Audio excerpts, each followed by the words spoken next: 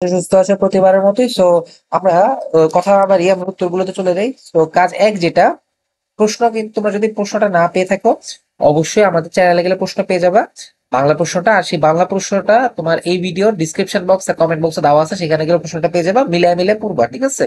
তো কাজ একের যেটার উত্তরটা, কাজ একের ক এর উত্তরটা নিয়ে আসলাম। ক এর উত্তরটা হচ্ছে কি, আমার এলাকায় এমন সমস্যা যার জন্য জনসচেতনতা প্রয়োজন।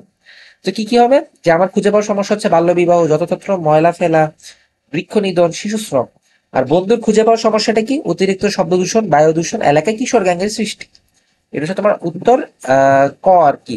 এক নং কাজের মধ্যে, মানে কাজ একের মধ্যে উত্তর ক যেটা, সেটার উত্তরটা বলে দিলাম। উত্তর দুই যেটা, সেটা হবে কি, আমার বাছাই করা দুইটা বিষয় হলো কি, একটা বাল্য বিবাহ আর একটা কি, শব্দ দূষণ। তো জোরে আলোচনা করে যেসব বিষয় ফুটে উঠেছে, এক ধরো যে কি, বাল্য বিবাহ নিয়ে বয়োজ্যেষ্ঠ কারোর সাথে বা শব্দ দূষণ এবং শব্দ দূষণ নিয়ে সমবয়সী কারোর সাথে কথোপকথন হলে ভালো হয়। পরে হচ্ছে কি, মর্যাদা রক্ষার জন্য বয়োজ্যেষ্ঠ ব্যক্তির সাথে তোমার হচ্ছে কি সর্বনাম, ও সমবয়সীদের সাথে নির্দিষ্ট ঘনিষ্ঠ সর্বনাম ব্যবহার করা যেতে পারে।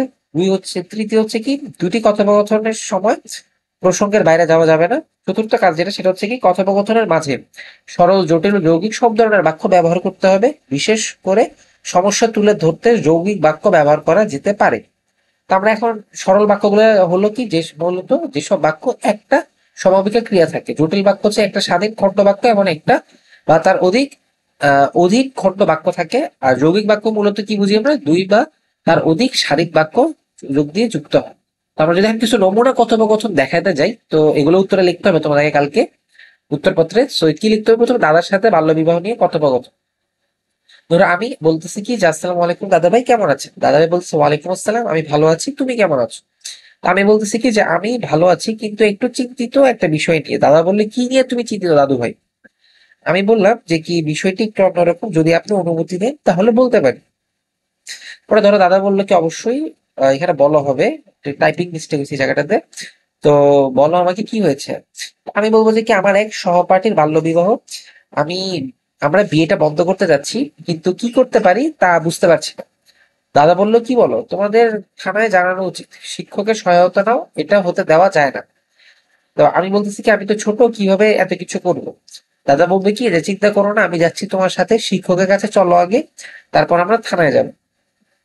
আচ্ছা, এখানে একটু ভুল হয়েছে, এখানে থানা হবে।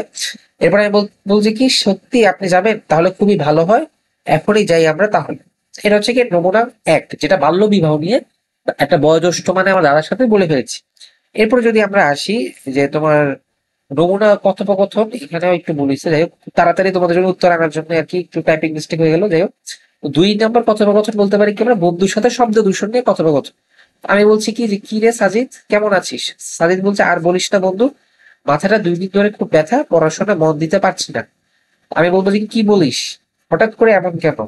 সাজিদ বলবে কি, আমাদের নতুন বাসাটা একদম রাস্তার পাশে, 2 দিন আগেই আমরা এখানে আসলাম, রাস্তার গাড়ির হর্নের শব্দ অতিরিক্ত, দিন রাত সবসময় শুধু শব্দ, এবং এজন্য ঘুমাতে অনেক ঝামেলা হচ্ছে। এরপর আমি বলবো যে কি, বর্তমানে যত গাড়ি বৃদ্ধি পাচ্ছে তার সাথে সাথে হর্নের শব্দ বৃদ্ধি পাচ্ছে, মানুষের স্বাস্থ্যের জন্য খুবই ক্ষতিকারক এই শব্দ। সাজিদ বলবে, ঠিক বলেছিস, আমি নিজে ভুক্তভোগী, আমাদের আশেপাশের মানুষের সচেতনতা কম এই বিষয়ে। আমি বলবো কি, যদি মানুষের শব্দ দূষণের খারাপ দিক সম্পর্কে আহ, জানাতে পারতাম, তবে সচেতন ইজিলি করা যেত। তারপরে সাজিদ বলবে কি, আমরা কি কিছু করতে পারি না এই সমস্যাটা নিয়ে? আমি বলছি কি, একটি কাজ করা যায়, চল আমরা ক্লাসের বন্ধুদের সাথে মিলে প্লেকার্ড বানিয়ে একটি মানববন্ধন করি। রাস্তার পাশে প্লেকার্ডে এবং ব্যানারে শব্দ দূষণের খারাপ দিকগুলো তুলে ধরবো, এতে করে হয়তো মানুষের সচেতনতা বাড়তে পারবে।